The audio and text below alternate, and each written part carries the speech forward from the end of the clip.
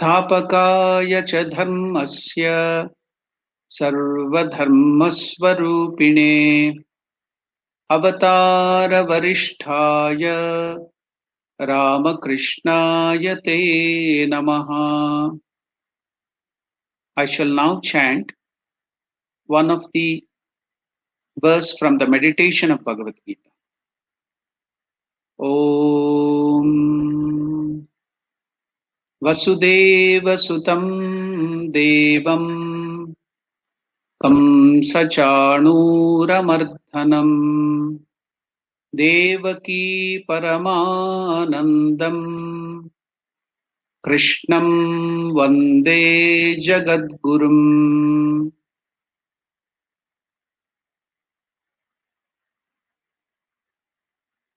Welcome to this Bhagavad Gita study. Today, as earlier mentioned, we are now studying the 12th verse of the second chapter, that is Sankhya Yoga. First, let me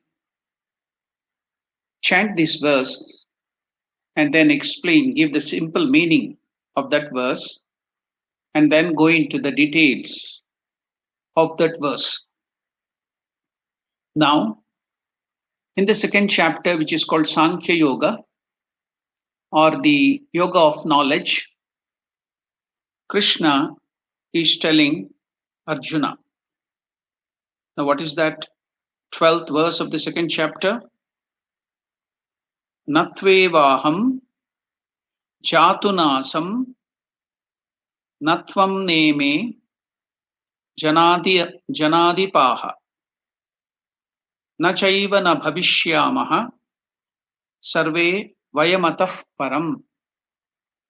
Now, let us chant this verse. I shall repeat or break this verse into smaller pieces and then chant it. You can also chant after me. I will be also chanting with you. Om Shri Bhagavan Vacha. Om Shri Bhagavan Vacha. Natvevaham jatunasam Natvevaham jatunasam Natvam neme janadipaha Natvam neme janadipaha Nachaiva na bhavishyamaha Nachaiva na bhavishyamaha Sarve vayamatah param Sarve vayamatah param. We have all chanted this verse, the 12th verse of the second chapter, where Lord Krishna tells for Arjuna, neither myself, nor yourself, nor these kings have been not, and never shall we all cease to be. We are always there, even after the death of this body. This is a simple meaning. Now, taking up this verse, Swami Vivekananda explains this in this way.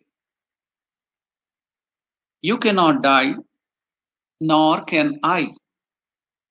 There was never a time when we did not exist.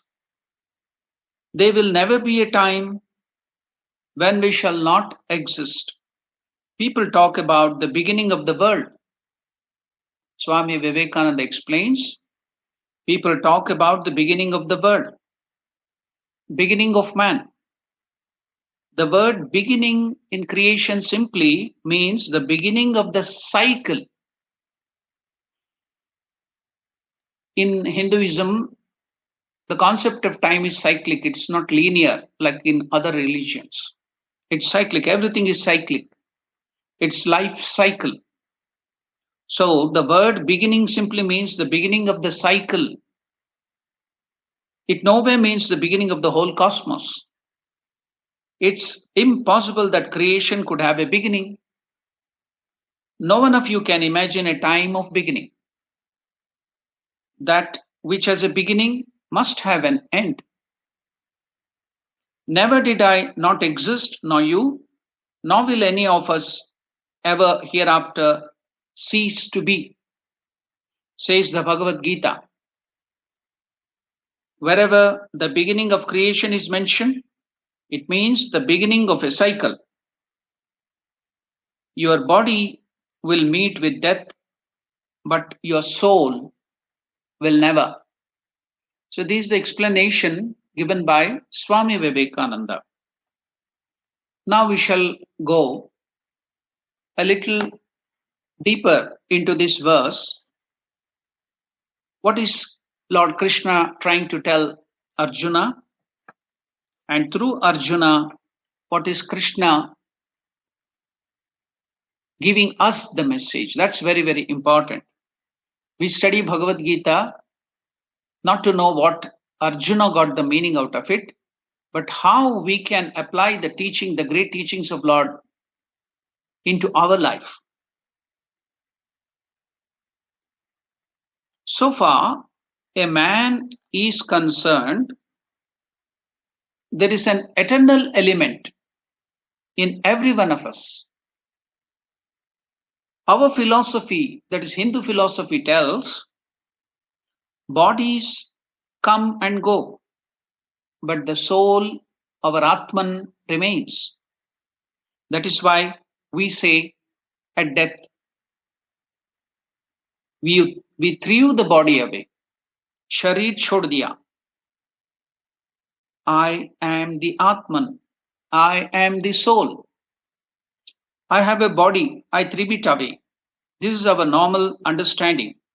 So, these people who are here, yourself, that is Arjuna, myself, that is Lord Krishna, we are always there.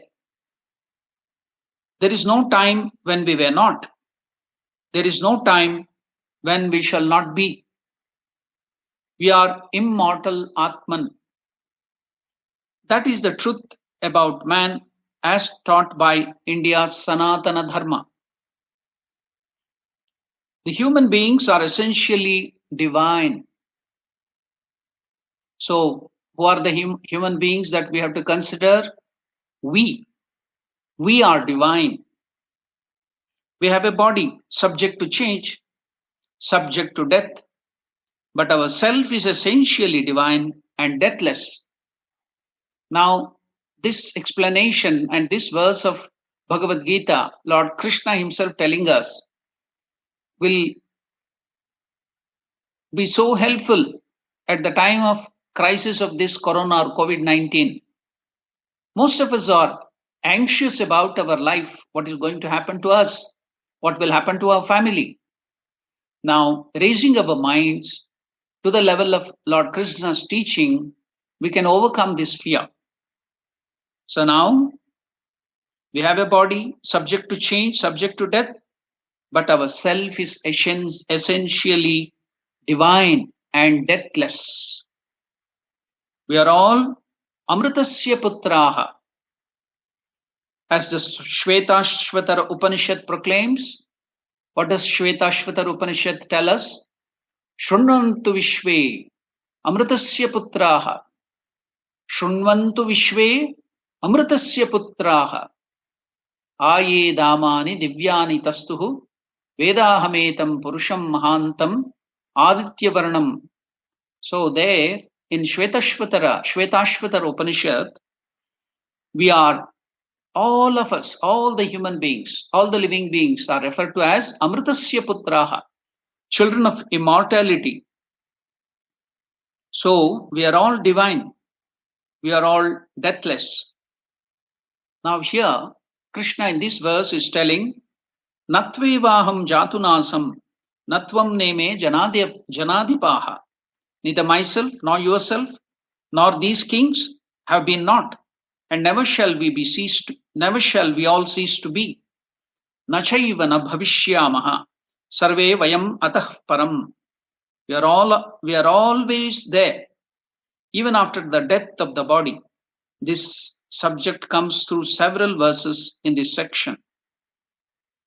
Now, we have come to understand in a simple way about what is the meaning of this verse which Krishna is trying to tell Arjuna, and through that Krishna is giving a wonderful message to all of us in this time of crisis. This will be very helpful to us. Now, we have to make yet a deeper study. Now, let us again go back to the meaning of this verse.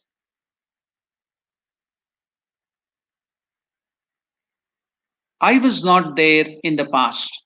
You were not there. These kings were not there. Such an idea is not at all true. Arjuna, know for certain, all of us will not exist in the future. This is also not true. Now, we should also now have an inkling of the previous shloka, where Krishna has condensed the Gita Shastram. So the scripture of Gita has been condensed in that previous shloka. So if it is the essence of all of Bhagavad Gita, Gita Shastram, should we not know it? Since we are dealing the 12th verse, but when the 11th verse where Krishna is giving us the essence of Bhagavad Gita, we should also know that. But let us go through this 12th verse and then go back to the 11th verse to get a better understanding of the present verse. Now here afterwards, in this verse and the next few verses, Krishna is going to elaborate the Gita Shastram, or whatever the summary or the essence which he has given in the 11th verse. Now, what is Krishna's ultimate aim? That he should persuade Arjuna to fight this Mahabharata war, because that is the immediate problem. Even though he has to solve his life's problem, that is the problem of samsara, there is an immediate problem, that is whether to fight this battle or not. That's why we can differentiate, group the problems as topical or incidental problem. This is one type of problem. And another is fundamental problem. I'm again repeating this. We can divide the problems into two types. One is topical or incidental problem, and another is fundamental problem. Now, as of now, Arjuna is facing an incidental problem. What is that? Whether to fight or not. This is an incidental problem because this problem is not there all the time. Previously, Arjuna had fought many battles. He never had this conflict at all. And not only that, this problem is not universal. All of us do not have the problem of fighting a battle. We do not belong to any army or anything. Though maybe in our families, in our workplace, we may be fighting with other people. That's a different thing. But this fighting the battle is the duty, is the problem of a kshatriya, a warrior, because Arjuna is a warrior, a soldier. This is an incidental problem. And now there is another problem, that is the incidental problem. The incidental problem has triggered a deeper problem. And what is that deeper problem? That of attachment and sorrow. We shall deal this universal problem or fundamental problem afterwards.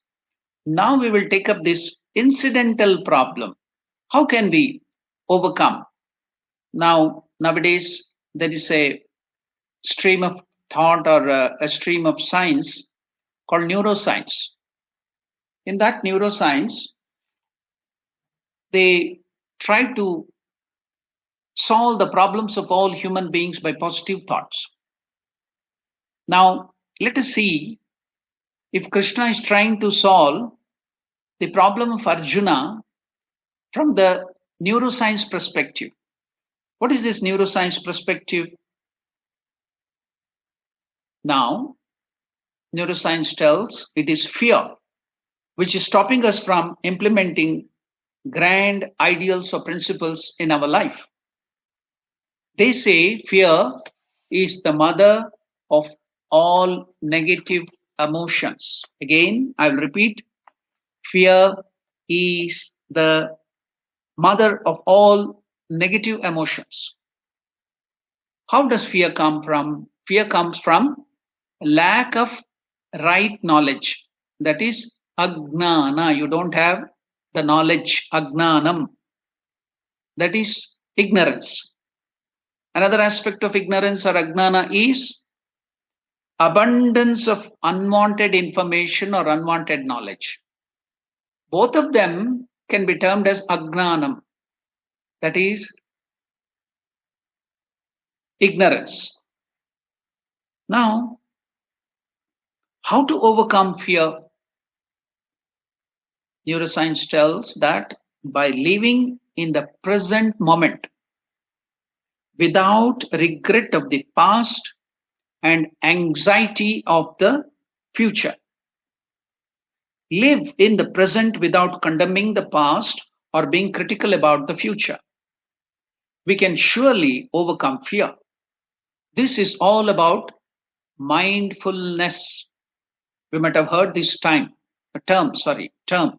We might have heard of this term called mindfulness. Mindfulness is living in the present, not disturbed by the future or troubled by the past, but living in the here and now. That's what Arjuna is facing, this incidental problem whereby he's worried about the future, about killing of his kith and kin, his relatives, his near and dear ones. So that fear is troubling him. Why? Because lack of knowledge.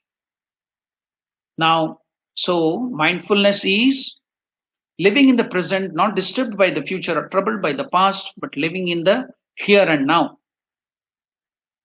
And how has Arjuna to solve the problem? By living here and now, to do his duty of a kshatriya. Who is a kshatriya? Kshatat trayate iti kshatriyaha. One who protects this world from unrighteousness is called a kshatriya. So that is his prime duty now. To live in the present is perform his duty to the society as of now. Being in the present here and now and here, in a non-judgmental manner, is the surest way of overcoming fear. Arjuna's fear of losing his kith and kin, near and dear ones, is not allowing to perform his duty as a kshatriya, warrior, soldier. As I told you, who is a kshatriya? Kshatat trayate iti kshatriyaha. Protecting the world from unrighteousness. Adharma it's the duty of kshatriya. Now, living in the present, Krishna is telling that he should fight the war. That is for Arjuna to live in the present, do his duty now, the present duty. That is very, very important, living in the present, not thinking of the future, not worrying about the past, but living in the present is, that's why there is a saying in English, do not be worried, but be concerned. We are always worried about the past or the future, but if we are concerned, we will try to find a solution to the problem and we will not be worried. So living in the present is, do not worry. Use that energy which we are using to worry. We're wasting so much of energy in worrying. So use all of that energy to live in the present, that is to perform the duty you have to do to solve the problem. So there ends the problem. So now we were discussing in this verse about the incidental problem and the fundamental problem. Now, from the neuroscience perspective, how Krishna has told to solve this problem, living in the present, do your duty. That is, he has to fight the war, fight the unrighteousness. Now, we do not belong to any army. What are we to fight? Fight the battle of life. Now, that is a deeper problem. And what is that deeper problem? A deeper problem? The deeper problem, or the fundamental problem of everybody, is that of attachment and sorrow. And this attachment and sorrow, they are not incidental, but they are eternal problem. Not only they are eternal, they are universal problems. So, one is incidental and another is fundamental.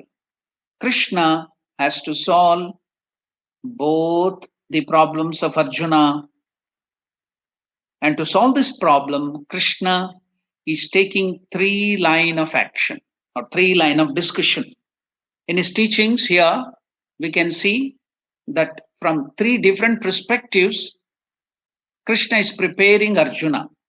And what are they? 3 different angles. One is from the angle of philosophy or spirituality, the philosophical angle, that is the Gnana Yoga, Gnana Marga. He's trying to solve this problem. And the second is from the ethical angle. What is ethics? That is of the dharma and adharma, righteousness and the unrighteousness. So from the ethical angle, Arjuna, you have to fight. And the third is from the mundane, the worldly angle. From that view, from the practical point of view too, you have to fight. Thus, a 3-tiered argument, philosophical approach, ethical approach, and the worldly approach. All these 3 you can see in the teachings of Lord Krishna while he's trying to solve the problem, the incidental and the fundamental problem of Arjuna. Now, Krishna wants to say, whatever be the angle from which you see, you have to live in the present, you have to work, you have to fight this war. Of these 3, which one is the main argument of Sri Krishna in the Bhagavad Gita? That is the Gnana Marga. That is finding out the solution to the problem by gaining knowledge. The philosophical approach is primary approach in the Gita. Then comes the ethical approach, and importance is given to that. And worldly approach is given the least importance. Why should Krishna give importance to philosophical approach? Because Arjuna already knows Dharma Shastra, is an adept in Dharma Shastra. Arjuna's problem is not ignorance of ethics. He is the younger brother of Sakshat Dharmaputra. Yudhishthira was called Dharmaraya. Yudhishthira is called Dharmaraya. He is the younger brother of him. Arjuna himself is a learned person. He knows what is dharma and what is adharma. That is righteousness and unrighteousness. He had studied Dharma Shastra. He has moved with Lord Krishna himself. Therefore, Arjuna's primary problem is not ignorance of ethics or the worldly knowledge, but because he is a very successful man in the world. Arjuna was Dhananjaya. He had all the success of the world. He has all the wealth of the world. So those 2 are not his problem. And therefore, Krishna's approach. What is the problem of Arjuna now? It's not ignorance of ethics. It is not ignorance of the worldly things, but its problem was self-ignorance. Ignorance of his own self. That is the Atma Gnana, the knowledge of the self. And therefore, Krishna's approach is philosophical, spiritual, wherein Krishna talks about the true nature of Arjuna, true nature of Bhishma, true nature of Drona, the true nature of Krishna himself, that is Atma Vidya, Atma Tattva, is talked about from verse number 12 to 25. And thereafter, Krishna will come down and will say, Swadharmamapi chavekshya Na vikampitum. You need not go to philosophy at all. Just analyze this problem from the standpoint of ethics. Then also you have to fight this war. Now let us not go to that aspect, the worldly and the ethical view. We shall take up, because this is Gnana Yoga, we shall take this philosophical view about the Atma Gnana, which Krishna is trying to tell Arjuna, convince him through that. Now, in the beginning itself, we told, in all the next verses, Krishna in this Gnana Yoga is trying to elaborate on the essence of the Gita Shastram, which he gave in the 11th verse. So we should also study to understand this verse properly, which we are now dealing. To go deeper into it, we have to study deeply what is the essence of Gita Shastra, which is given in the 11th verse. Now, we shall now slowly get into that verse, the 11th verse. I will just chant that 11th verse, give the simple meaning, and then take you deeper into that. What is told in the 11th verse?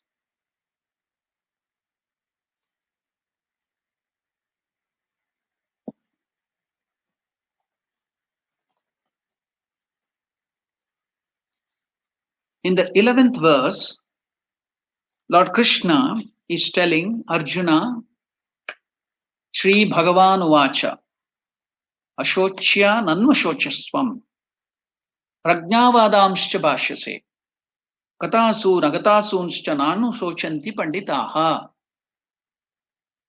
So, shall we chant this verse, the 11th verse? So, I will break up into small pieces and then chant, and I also chant with you. You can also chant this verse after me, the 11th verse. Om Shri Bhagavan Uvacha. Om Shri Bhagavan Uvacha. Ashochya Nanvashochastvam. Ashochya Nanvashochastvam. Pragnavadamscha Bhashyase. Pragnavadamscha Bhashyase. Gatasu Nagatasunscha. Gatasu Nagatasunscha. Nanushocanti Panditaha. Nanushocanti Panditaha. Now, the simple meaning of this verse, Krishna telling to Arjuna, is the blessed Lord said, O Arjuna, you grieve, you are sorrowful for those who should not be grieved for. And you spell words of wisdom. The wise grieve neither for the living nor for the dead. That is the simple meaning of this verse, which Krishna is trying to convey to Arjuna. What is that? O Arjuna, you grieve for those who should not be grieved for. Yet you spell words of wisdom. The wise grieve neither for the living nor for the dead. We shall go deeper into this verse. Arjuna's utterances contained in the verses 35 to 44 of the first chapter, Arjuna Vishad Yoga, are commented upon here by Lord Krishna. The Lord puts it to him that while his arguments in that first chapter and the beginning of the second chapter appear as words of wisdom, he talks like a great man of knowledge, a Pandita. Actually, they are not. The way of the world is to classify a man of learning as Pandita. But Lord Krishna does not do so. He holds that one who truly knows the plan and purpose of the universe is a Pandita. Such a one grieves not over the death of his kin or any more than one grieves over the sunset. Do we grieve over the sunset? Because every day we see that sun sets. Do we grieve for that? Because tomorrow again in the morning, sun will come back. We don't grieve over the sunset. So grieving over the dead is just like grieving over sunset. What a wonderful statement. Grief is meaningless to the knowing one, the people of knowledge. Keeping the mind constant in all eventualities is the way of the wise. While speaking like an enlightened one, Arjuna sorrows like an ignorant one. This inconsistency in him is pointed out by the Lord. Bhishma and Drona are sages who have probed into the mystery of life and death. They are not ruffled over the end that is to come to them forthwith. Forced by circumstances, they have taken sides with the wicked in the true sportsman spirit. Bhishma, in particular, plays his part best, remaining unaffected by the consequences. But Arjuna here grieves for these very persons who should not be grieved for. Because Bhishma and Drona are not grieving for themselves. They have taken it in the right spirit, sportsman spirit. So he should not grieve for them. Now, who is a Yogeshwara? He is a Yogeshwara who practices yoga and becomes an adept in it. But Sri Krishna is more than a Yogeshwara. He is Yogeshwara. Could you note the difference? Yogeshwara and Yogeshwara. Krishna is Yogeshwara. How? It is yoga in all its form that ever emanates from Lord Krishna. As light and heat constantly comes from the sun, yoga always comes from this great entity called Lord Krishna. He is therefore Yogeshwara, not Yogeshwara. The Lord of Yoga, Lord Krishna, points out to Arjuna that he is devoid of the very first step in yoga. He who harmonizes his thought, word, and deed verily gets into yoga. Again, I'll repeat what Krishna is telling. Arjuna is not harmonizing his thought, word, and deed. A person who harmonizes his thought, word, and deed verily gets into yoga. But that is the very thing that Arjuna does not do. He thinks one way and speaks in another way and acts in another way. The personality, therefore, gets split, integrity shattered, and character lost. Such a man falls from yoga. Arjuna is warned against this fall. We are reminded of Sri Ramakrishna's teaching, where in the Gospel of Sri Ramakrishna, Ramakrishna utters this statement: speak out that only which is in your mind. Do not create conflict between word and deed. Nothing good comes from the disharmony of the thought, word, and deed in oneself. In Bengali, he used to tell, Man muk ak kora. So harmonizing your thought, word, and deed, that is wanted. So now that is what Krishna is trying to tell Arjuna in that verse. How can that be the essence of Gita Shastram? How can this verse be the essence of Gita Shastram? Yeah, let us look into it. The Lord said, you are grieving for those who should not be grieved for. At the same time, you are speaking the words of a wise man. Wise men do not grieve for the dead or for the living. This is an important verse because in this verse, Krishna condenses the entire Gita, Bhagavad Gita. So what is Bhagavad Gita? If somebody asks you, we can say this verse contains the essence of Bhagavad Gita. What is that? Pay attention. The essence is ignorance is the cause of human problems. Ignorance is the cause of all human problems. And by ignorance, we mean self-ignorance. The ignorance of our own self, that is Atman. So self-ignorance is the cause of all human problems. And therefore, what is the solution? Self-knowledge. The knowledge of the self, knowledge of God, knowledge of Parabrahma Swarupa is the only solution for all human problems. This is the Gita Sara. What is that? If you put it into Sanskrit, Atma Agnanam Samsara Karanam. Atma Jnanam Moksha Karanam. Atma Jnanam, that is the knowledge of our own self, of our own true nature, Swaswarupanusandhana, is the cause, the absence of this knowledge, not knowing that, our true nature, is the cause of this transmigratory existence called samsara. Atma Jnana, that is the knowledge of our own self, knowledge of our true nature, is the cause of moksha. What is moksha? It is freedom, eternal freedom, liberation. Freedom from this transmigratory existence.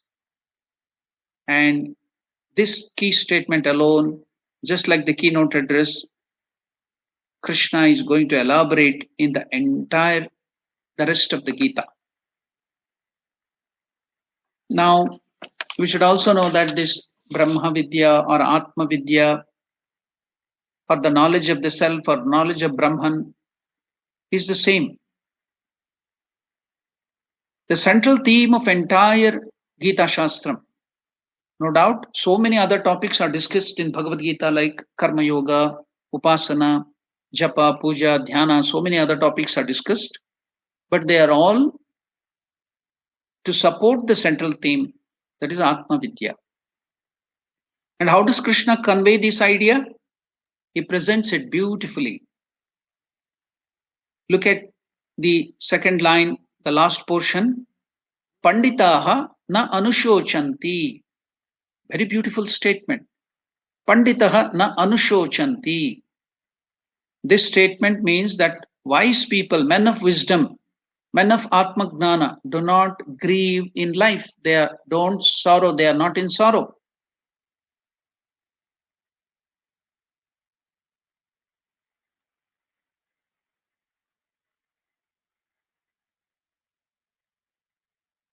Wise with regard to what? What are they wise? Not with regard to any other thing. Wise with regard to their own self, Atma.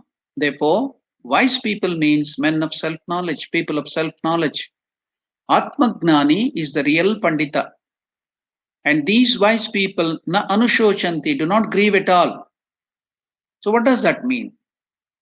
So we can easily derive from this, if men of knowledge, men of perfection, do not grieve. Arjuna, you are profusely grieving. You are in sorrow. Therefore, what does that mean? Fill up the blanks. Arjuna is ignorant. He speaks like, he acts like as if he's a man of knowledge. He's giving wonderful advice to Krishna himself there in the previous verses. But in reality, by these words of Krishna, we can know that Arjuna is ignorant. Therefore, indirectly, without directly hitting Arjuna on the head, Krishna is conveying through implication, Arjuna, you are ignorant. And through Arjuna, Krishna is telling the entire humanity, all of us,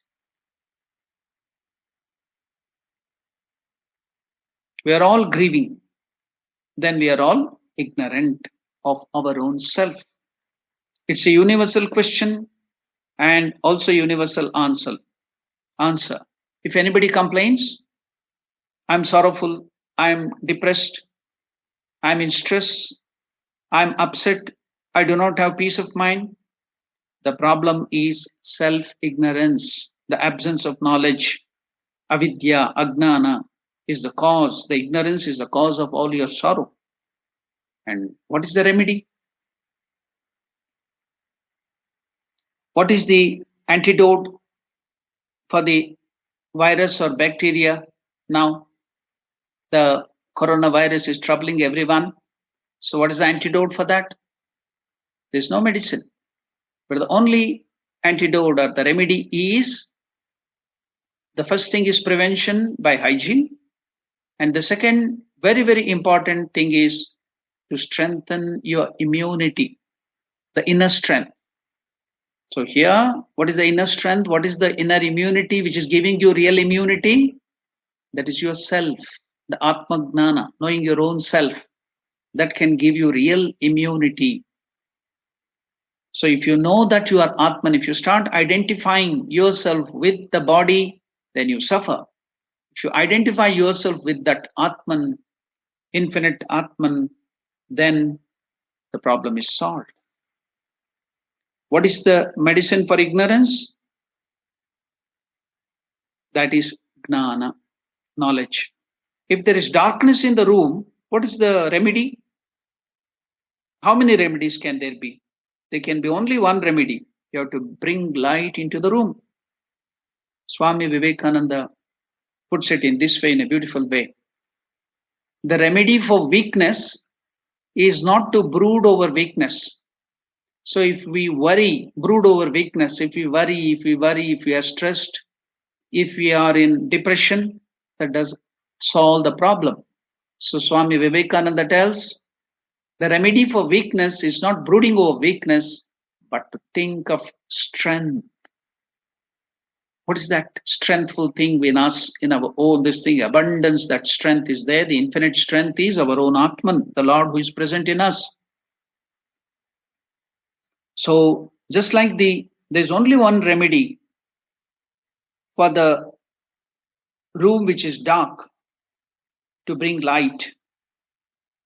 Likewise, the only remedy for all the problems is to bring gnanam, the knowledge. By having that knowledge, the identification with the Atman, then you can solve all the problems. Therefore, the only remedy is gnana, knowledge. And therefore, Krishna emphasizes that in the first shloka itself, Panditaha na anushochanti. Therefore, Arjuna, you act like a wise person. And the wise person do not grieve, they do not worry. Regarding whom? Krishna says, Gatasun, Agatasunshcha. They do not grieve for the living ones, they do not worry for the dead ones too. These are the only two possibilities. They do not grieve for the living ones. Either in our life we worry about the living or worry about the dead. And what does that mean? You are always worrying about the past or about the future. That is what I explained about the neuroscience perspective, mindfulness, living in the present. So that is the only two possibilities. We are always in fear or worried about the past or the future. So here, living in the present is not worrying, having the knowledge, right perspective, and doing your duty, what you are supposed to do. Now, not only with people, but with regards to things also. Now, let me give you one small example. A person was traveling in a train with his wife. Now, they didn't have, the water bottle got empty. The wife was telling, I'm thirsty, I'm thirsty. Then the husband told, please wait. Let the next station come, railway station. I will get you some water. Until then, be patient. But the wife was very much worried. She was telling, I'm thirsty, bring water quickly, quickly. And last, the station came. The husband got the water from the shop, went out to the station, got the water and gave it to the wife and thought that problem was solved. Then the train started and again the wife started nagging. And what was the nagging? I was thirsty and you didn't address the problem quickly. I was very, very thirsty. You didn't address the problem quickly. You are so lazy. Therefore, either we worry about that which is gone or worry about that which is yet to be gone. If these two things are taken care of, there is nothing else to worry. Therefore, Krishna enumerates these two. What is that? Gatasun, which is gone, that is past, and Agatasun means that which is not gone, which means that which is the future, or the past, either with regard to the past or with regard to the future. Na anushochanti, the wise people do not grieve. And now what about you, Arjuna? Which category do you belong to?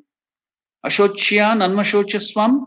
You are grieving for those people who do not deserve any grief. Ashochya means those who do not deserve grief or sympathy. That is Duryodhana and his brothers, the Kauravas and the other people who are on the side of unrighteousness. They're all unrighteous, adharmic people. And at the same time, pragnavadamscha bhashase, you are speaking the words of a wise man. You are pretending to be wise. You are presenting yourself as a wise man. So now we got the answer. The essence of Bhagavad Gita is you can solve all the problems of your life by getting the knowledge of the self-knowledge. Now, we shall dwell, as we saw in the 12th verse, about two types of problem which Krishna is telling, which Arjuna is facing, and you have to solve that. And I also told you from three angles, Krishna is trying to solve the problem of Arjuna. So now, what are those problems? As I told you, the first thing was incidental problem. For Arjuna, the incidental problem here is whether should I fight or not. But when you take from the universal point of view, if you think, or if you see from the fundamental angle or the universal perspective, then we shall see what it is. Again, it is Bhagavad Gita which is bringing that to our notice. So we think the first chapter in Bhagavad Gita is just introduction and it is telling about the battle arrangements and all other things. No, in reality, it has a message to give. It has to give us very, very important message. Vyasa Acharya, the great Vyasa Acharya, who has given this form, that teaching of Krishna in the form of Bhagavad Gita and kept that in Mahabharata, he had a purpose to give this introductory chapter, that is the chapter called Arjuna Vishada Yoga, melancholy of Arjuna. And what is the purpose? He is presenting the basic human problems known as samsara. What is this samsara? Samsara means transmigratory existence, coming down here to this world which we exist, this mundane world, the problem, so much of problem. So the transmigratory existence is called samsara. So the presentation or the description of the basic human problem known as samsara comes in this first chapter.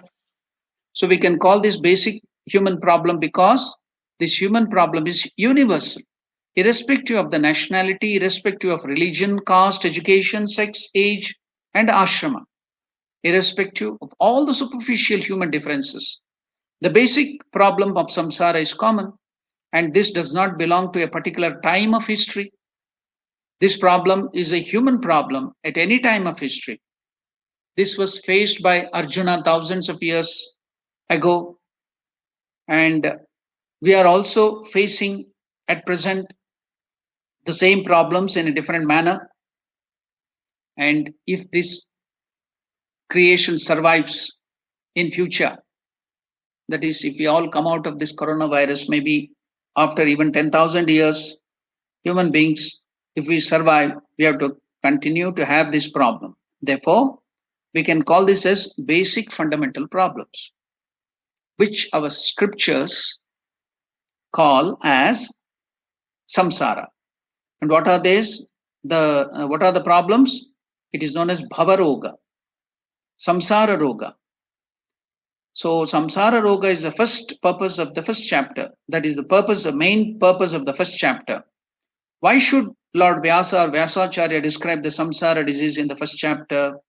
Because the entire Gita Shastra happens to be the remedy for this universal disease.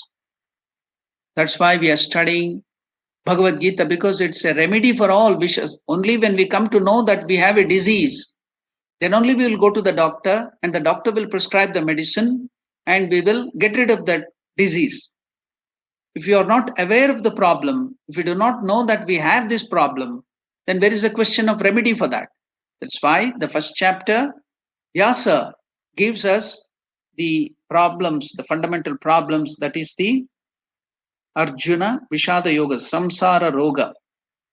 So all the other chapters are the remedy for this fundamental problem or this universal disease. The entire Gita Shastra, consisting of 17 chapters from the second chapter onward, is presenting a remedy to this, and therefore it is known as Moksha Shastra, the scripture of liberation, the scripture which deals with remedy for the human problems of this world. And therefore, unless we know the disease, we cannot appreciate the solution given by the Lord, the importance, the relevance of the remedy.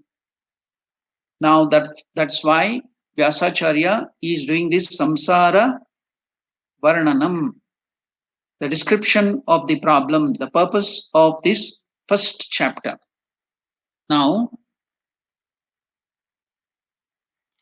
the human problems, the fundamental problems faced by Arjuna in this particular context, we can see that can be presented in different ways, just like the disease can be explained in different ways, just like homeopathy deals with the disease in a different way, allopathy in a different way.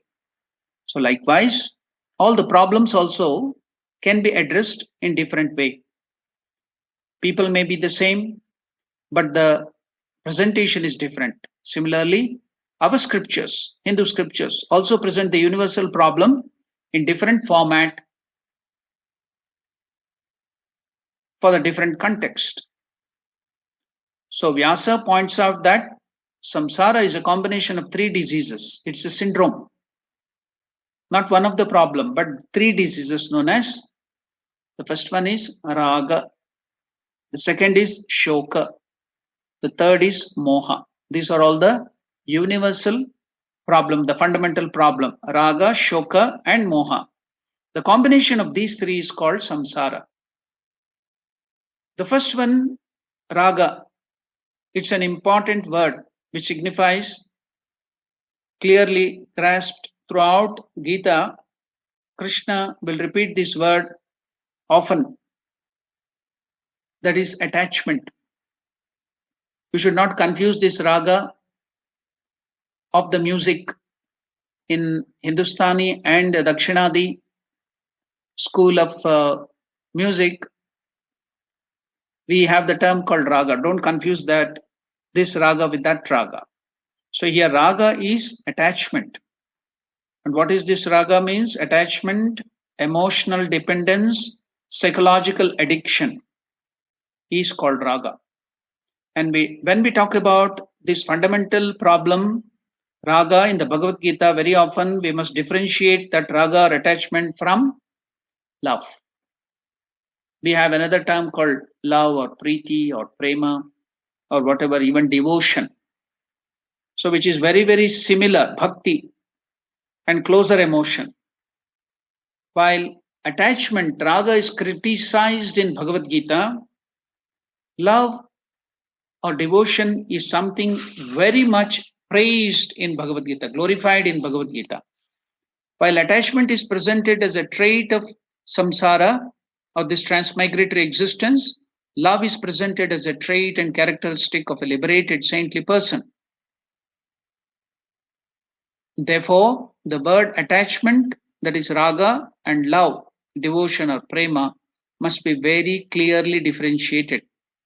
Vedanta is against raga, attachment, but Vedanta is all for love, prema or bhakti. Now, how do you differentiate attachment and love? As we all know, the first difference, attachment is based on selfishness. The first difference. I am attached to a person, I am attached to some things, I am emotionally hooked or dependent or holding on to that person based on my selfishness, which means all the time I think of what do I get out of that particular relationship. I never bother about what the other person gets out of this relationship. Either I do not care for it, it's only secondary. I'm always interested in my own happiness. And for the sake of my happiness, when I emotionally depend upon a person, that selfish leaning, that selfish dependence is called raga. Whereas devotion or love or priti or bhakti is totally different. It is based on selflessness, where I'm not going to emphasize very much on what do I get out of it, but I'm interested in the other person also. Not that I should ignore my own well-being, but not at the cost of other person.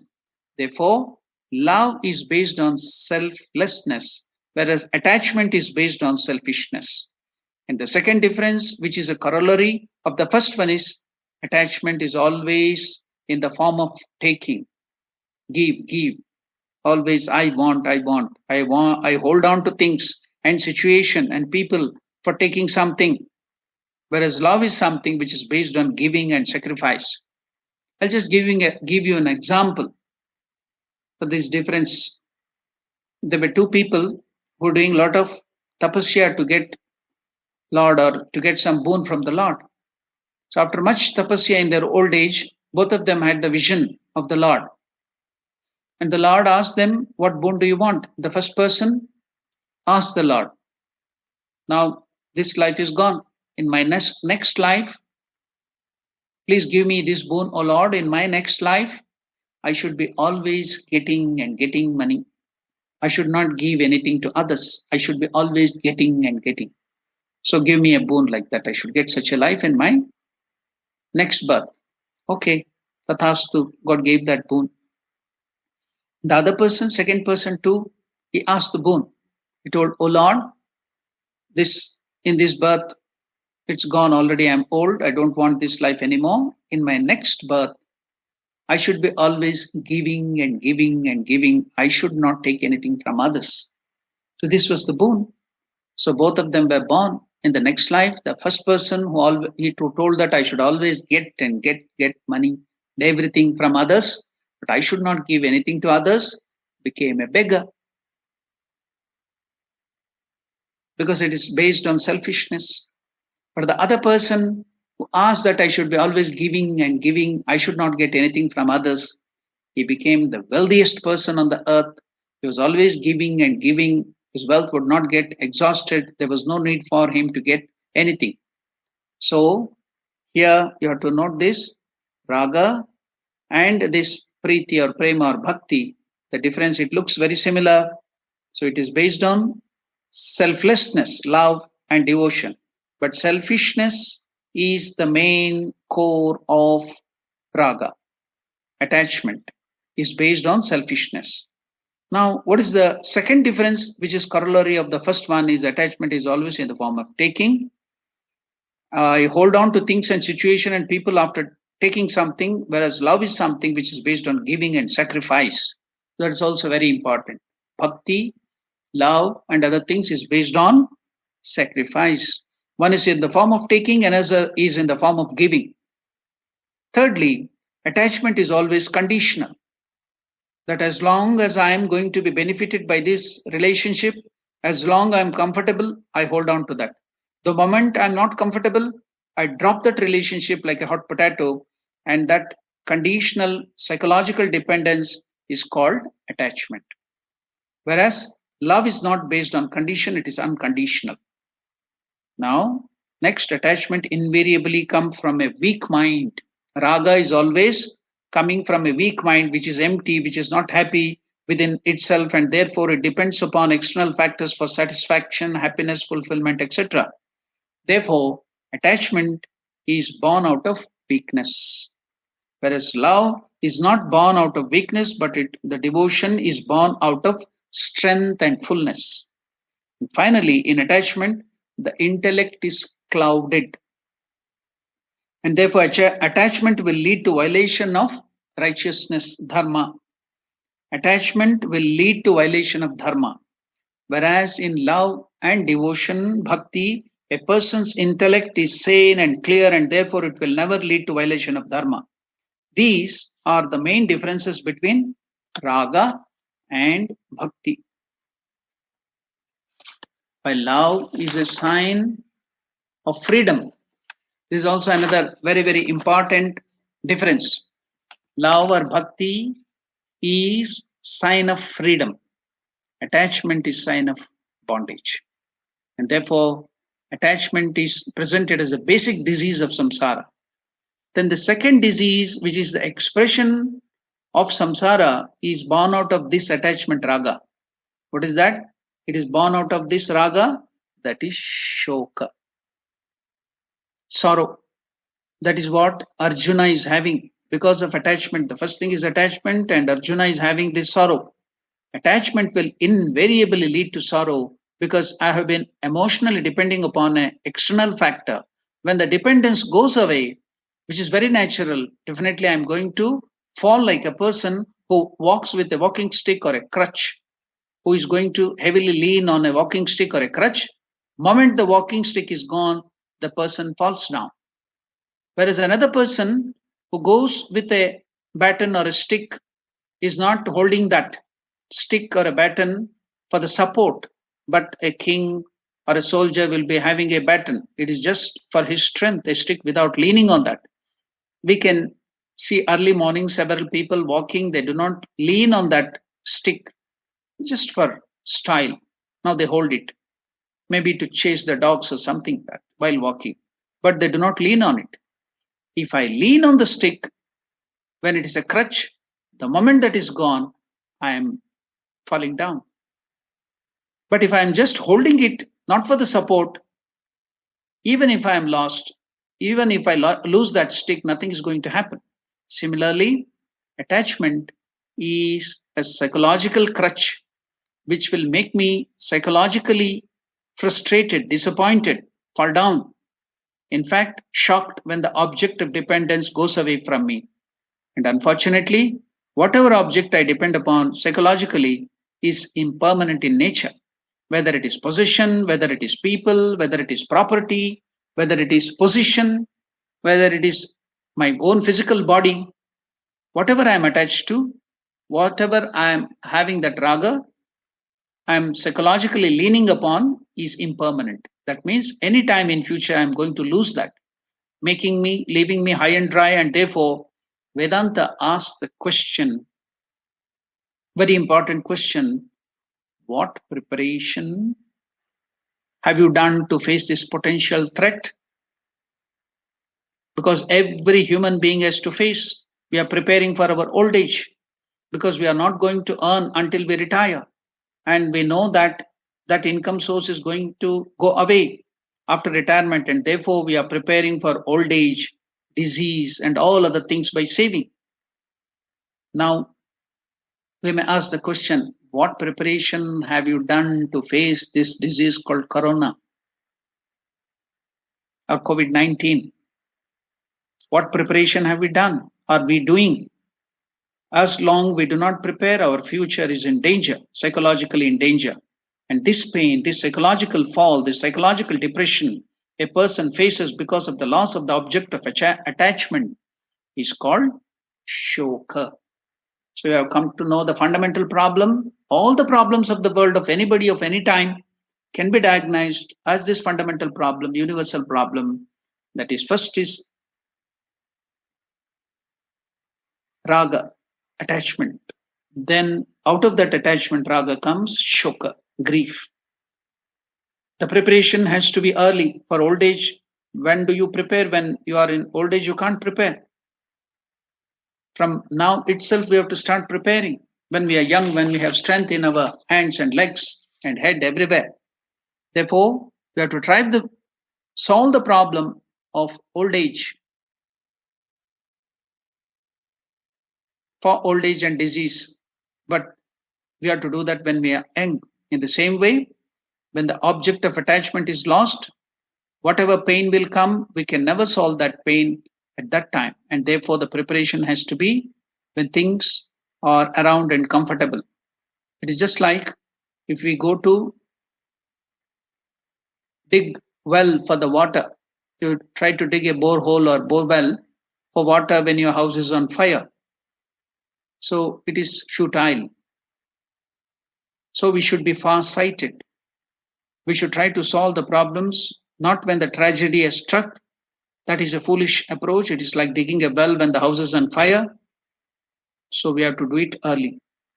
Now, after this two great diseases, raga and shoka, the final one is moha. The third disease Vyasacharya present is moha, means delusion. When there is raga, shoka, attachment and consequent frustration, depression, worry, the intellect does not function properly. The intellect is veiled. Intellect is clouded by raga and shoka, attachment and stress and worry. And when clouded intellect take decisions, all those decisions will be wrong. And all the wrong decisions will appear as if it is right decision, and all the right decisions will appear as if it is wrong decision.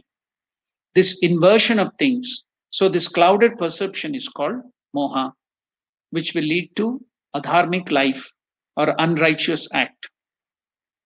So dharma will look like adharma and adharma will look like dharma because of this delusion, moha. This confusion is called moha. And it becomes a vicious cycle.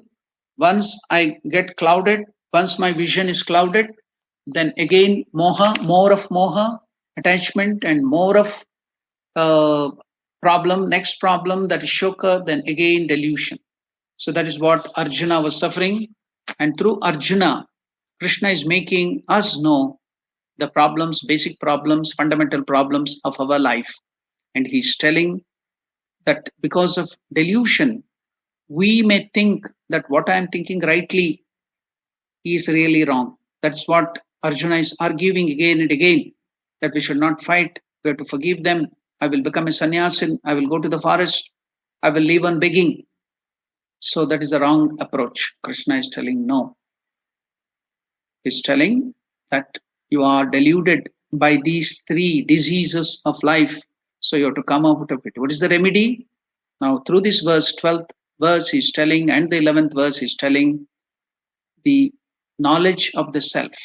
He's giving the knowledge of the self. The rest of all this Sankhya Yoga is the knowledge of the self.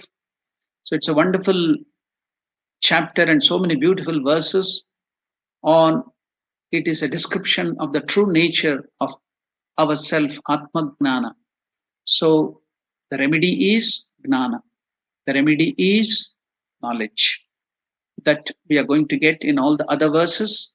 We will see what Krishna will try to give the remedy to all the problems, solve all the problems of Arjuna, whereby we'll solve all our problems, and we'll see what he's going to tell in the next, that is verses in the next class. For now, we will end this class because we have already finished 1 hour of our time. So we shall meet again, God willing, in the next class. Om Vasudeva Sutam Devam Kam Sachanuramardanam Devaki Paramanandam Krishnam Vande Jagadgurum. Om Shanti Shanti Shanti. Harihi Om Tat Sat. Shri Rama Krishnarpanamastu.